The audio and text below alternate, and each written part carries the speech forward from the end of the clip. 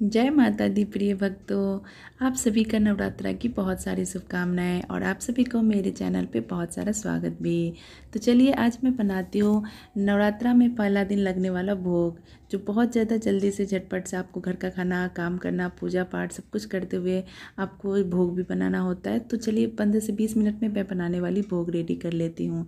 जिसके लिए मैंने ले लिया सबसे पहले 2 कप दूध, और दूध को गर्म होने देंगे, अच्छे से बॉयल आने देंगे। तब तक क्या करूँगी, उसका चावल ले लेती हूँ मैं, जो फलाड़ी चावल होता है ना, शाम का चावल, वो मैं 1/4 कप ले ली हूँ।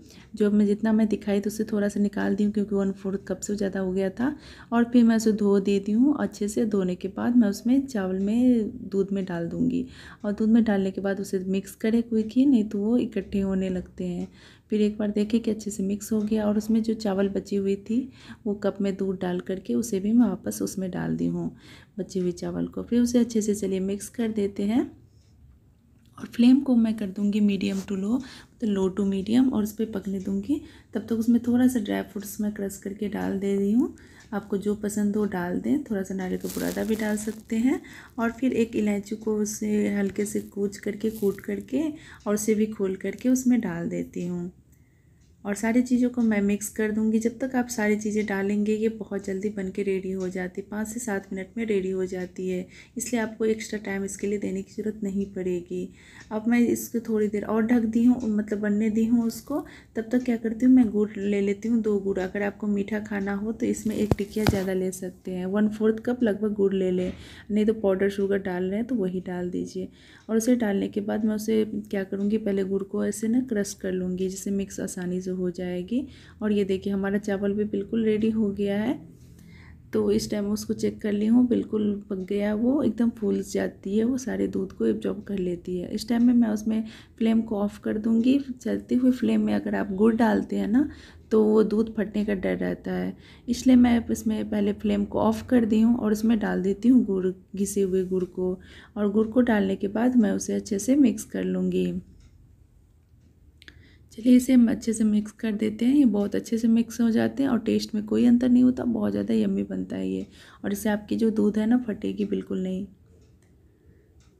इसे पूरे अच्छे से मैंने इसका मिक्स कर दिया। वो जो आपको दिख रही है वो किशमिश है, मैंने गुड़ अच्छे से सारे मिक्स कर दिए, क्योंकि वो गर्म होता है और उसमें बहुत अच्छे से मिक्स जाती है, गुल हो जाती है वो। और उसके बाद मैं उसमें थोड़ा सा थिक था वो, तो 1/2 कप मैंने उसमें दूध और ऐड कर दी हूँ। और क्योंकि ये ठंडे होने के बाद थोड़ी थिक और हो जाएगी। आपको जैसे पसंद हो उस हिसाब से, अगर थिक पसंद है तो ना डालें, अगर लिक्विड पसंद है तो 1 कप दूध और डाल दें। मैं 1/2 कप डाल दी हूँ। और ये देखिए मैं आपको दिखा रही हूँ किस तरह से अभी ये है। बिल्कुल मुझे इससे थोड़ी सी थिक चाहिए, तो ये ठंडा होने के बाद थिक हो जाएगा। तो इसे आप किसी फैन के नीचे रख दीजिए जब तक कि ये ठंडा हो जाएगा। तब तो मैं आलू को पिल करके रखी हूँ, आप इसे काट करके भी पहले से रख सकते हैं। और इसे एकदम पतली पतली स्लाइस में मैं इसे कट कर लूँगी, और उसके बाद लंबे लंबे उसके और भी टुकड़े छोटे छोटे कर लूँगी। आप पहले से इसे काट के रख लेंगे तो आपकी कुकिंग और भी आसान हो जाएगी, जल्दी हो जाएगी। और आपको आप इससे भी छोटा चाहे तो इससे भी छोटा में इसे कट कर सकते हैं। मैं इसे लंबा स्लाइस, जैसे सूखी भुजिया बनाते हैं ना वो आलू की, वो बिल्कुल उस तरह से स्लाइस में मैं पतली पतली कट कर लूँगी। और कट करने के बाद मैं क्या करूँगी, इसे कोई भी बर्तन में डाल दें, और उसे 2 बार बिल्कुल धो लें अच्छे पानी से, जिससे इसका जितना भी वाइट वाली जो स्टार्च होती है वो निकल जाए, क्योंकि वो सब्ज़ी में रहती है ना तो बहुत ज़्यादा गीली सी बनेगी। मुझे बिल्कुल ड्राई वाली बनानी है। तो उसे अच्छे से डाल करके धो लूँगी, और धो के उसे अच्छे से छान के रख दी, जिससे उसमें पूरा पानी निकल जाए। तो मैं यूँ कर लेती हूँ। और उसके बाद एक पैन ले लेती हूँ, और पैन में डाल दूँगी 5 बड़े चम्मच घी का। आप इससे ज़्यादा भी डाल सकते हैं, अगर आपको एकदम फ्राई क्रंची वाला पसंद है तो आप इसे ज़्यादा डाल दें। पर मैं सजेस्ट करूँगी कि व्रत में आप थोड़ा कम ही घी तेल का यूज़ करें, जिससे 9 दिन का व्रत आप बहुत आसानी से कंप्लीट कर लेंगे, आपको कोई प्रॉब्लम नहीं होगी। नहीं तो ज़्यादा घी तेल खाने से ना आपको एसिडिटी की प्रॉब्लम हो सकती है। तो फिर क्या करूँगी, मैं उसमें आलू डाल दूँगी, और आलू डाल करके उसे मिक्स कर दूँगी। फ्लेम को कर दूँगी लो टू मीडियम, हाई पे ना बिल्कुल बनाएं, क्योंकि मैं इसमें घी की मात्रा कम डाली हूँ तो जल सकती है। क्योंकि हमें आलू को इतने ही घी में पकाना है, तो मैं इसे डाल देती हूँ। अगर आपको ज़्यादा पसंद हो, एकदम क्रंची जैसे बनाते हो ना, आप ज़्यादा इसमें घी ऐड कर सकते हैं, बहुत ज़्यादा क्रंची रेड रेड सी बनेगी।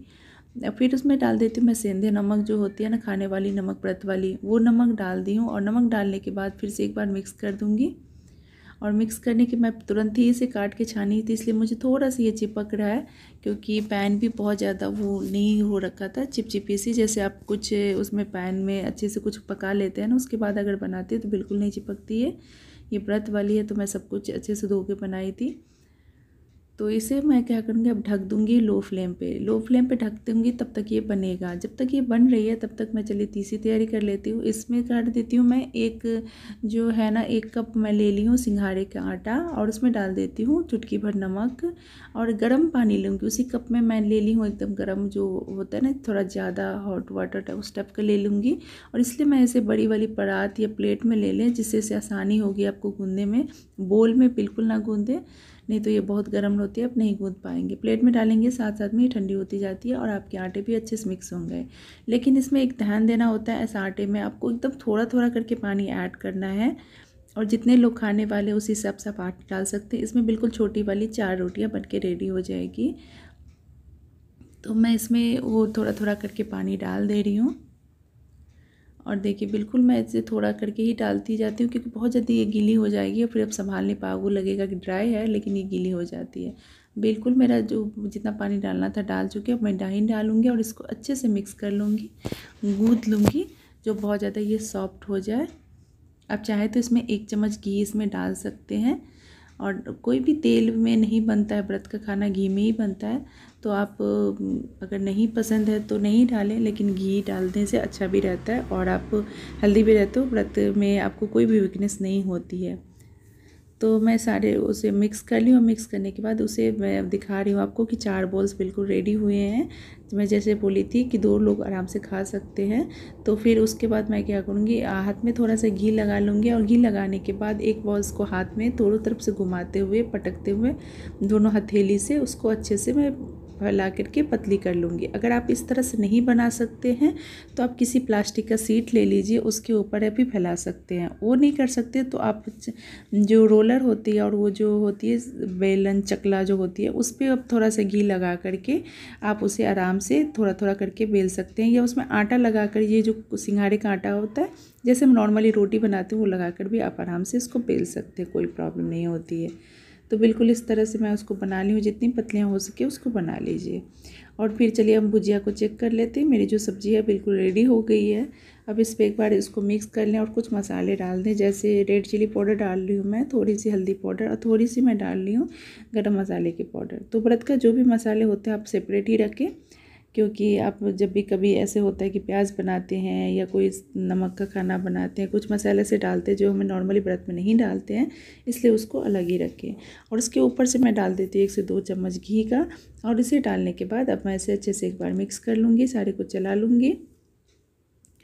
मैं इसे थोड़ा सा ये चिपचिपा हो, मतलब चिपक गया है, क्योंकि मैं इसमें बहुत कम घी डाली थी, पर ये खाने में अच्छा ही लगता है, बहुत ज़्यादा सॉफ्ट रहती है। और अगर आपको ग्रेवी वाली पसंद हो तो इसमें आप ग्रेवी भी ऐड कर सकते हैं।